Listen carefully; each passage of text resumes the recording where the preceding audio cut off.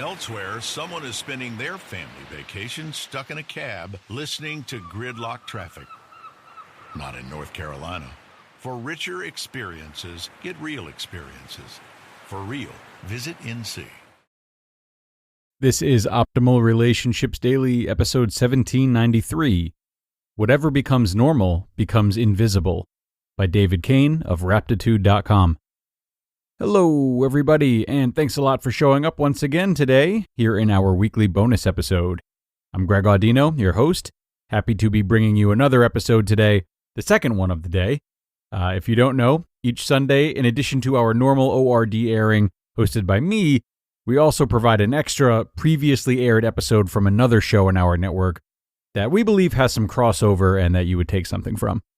So, this week's bonus episode comes from Optimal Living Daily, our very first show, and here is Justin with the narration and his commentary as we optimize your life. Whatever becomes normal becomes invisible, by David Cain of Raptitude.com. I spent Friday cleaning out my desk and leaving instructions for my successors. Having worked as a field survey for 8 years, I never spent so much of my workday in the office. On a normal day, we prepare our field work in the office for the first hour, then head off to a job site. Surveyors are dirt and sky people and tend to get stir crazy if it takes them too long to get out of the office in the morning. They're allergic to cubicles and photocopiers and will start to suffocate if they don't get fresh air.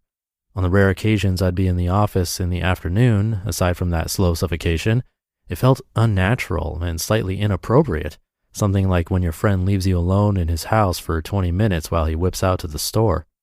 On this final Friday, those feelings never arrived, even though I was in the office all the way to 4:30 p.m. It felt like I could have been anywhere and it wouldn't have mattered, like it probably feels in the first few hours after you successfully fake your death. That feeling, I guess, was the sensation of being released from authority, a weight that had been resting on my mind for long enough for me to forget that it was possible to remove it. For the first time in a long time, I didn't have to answer to anyone. I knew my company issue BlackBerry wasn't going to ring. I knew nobody was going to ask anything of me. It was like walking up to a glass barrier that had always been there and realizing it was only air. The rest of the day was full of similarly weird sensations. When I parked my car outside my building, I mentally prepared myself to perform the getting home ritual I've done hundreds of times. Heave my laptop bag out of the back seat, collect my equipment from the trunk and farmer's walk to the door, pin my GPS case against the wall while I fish out my keys, then open 2 stubborn glass doors, careful not to bang the case against the panes, then unlock my suite and shoulder the door closed before setting everything down in the permanent temporary pile of equipment beside the door.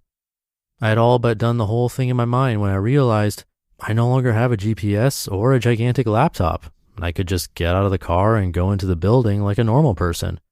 When I got inside, I reached to my side for my BlackBerry to check email one last time, a ritual that sometimes prevented unwelcome surprises in the morning, and found that there was nothing there. Later that evening, my living room struck me as unnaturally tidy because there was no dirty equipment there, no field books on the table, and nothing set near the door so that I wouldn't forget it on the way back out. My car no longer has a Rubbermaid full of engineering drawings in the back seat. Our lifestyles come with costs, many of which are invisible, or at least become invisible to us once we're used to paying them. At all times, these enormous invisible forces are acting on your life, shaping what it feels like to be you. They only become visible, and only momentarily, when they change. Yesterday was a day of shifting bedrock, which allowed me to see clearly the rocks and hard places that had been steadily pushing on my life since I got back from overseas. Most of the shifting is yet to come, and while most of it so far has manifested as different kinds of relief, it's very early in the transition. There will be undoubtedly aspects of my life that become more difficult in ways I haven't imagined. I've already noticed that this Monday is a holiday, Canadian Thanksgiving, but I'll be at my desk at sunrise while my former colleagues are getting paid to have the day off. I have to pay for dental work again. I'm already flossing more often. I won't even begin to learn what my new normal is like until Monday, as this weekend is like any other, catching up on the writing and errands that didn't fit into my weekday evenings. I'm eager for writing to be what I do at 8 a.m. instead of 8 p.m. As I wade into the new landscape, I'm trying to remember to notice what invisible pressures are releasing and mounting as the terrain of my day-to-day life shifts before they all congeal into my normal day and I lose track of what individual things are weighing on my mind. Because we're so immersed in our lifestyles, it's hard to see what individual parts of them are pushing and pulling on our minds. Imagine trying to describe what a building looks like when you've only ever been inside it. Moving parts of our lifestyles around gives us the necessary angles to know what it is we've actually built with our decisions about career, relationships, and living situation. If they never change, we never know what they're doing to us. You just listened to the post titled, Whatever Becomes Normal Becomes Invisible by David Cain of Raptitude.com. Priceline presents Go to Your Happy Price. What's up? It's Kaylee Cuoco. When it comes to travel, we all have a happy place. You can see yourself already there. It's beautiful. It might be sunny and sandy for some, neon and urban for others, deserts or rainforests or hiking trails. With Priceline, you can get to your happy place for a happy price with deals you really can't find anywhere else. Like up to 60% off select hotels to Costa Rica or 5-star hotels for 2-star prices in Cabo. Go to Priceline.com and travel to your happy place for a happy price. All right, see ya. I'm off to Miami. No, actually, wow, look at that. No, I'm going to Hawaii now. Ooh, Cancun looks nice. You know what? Belize looks pretty nice this time of year. Or, Palm Springs. Go to your happy place for a happy price. Go to your happy price, Priceline. Big thanks to David. Always articles from him that will make you think.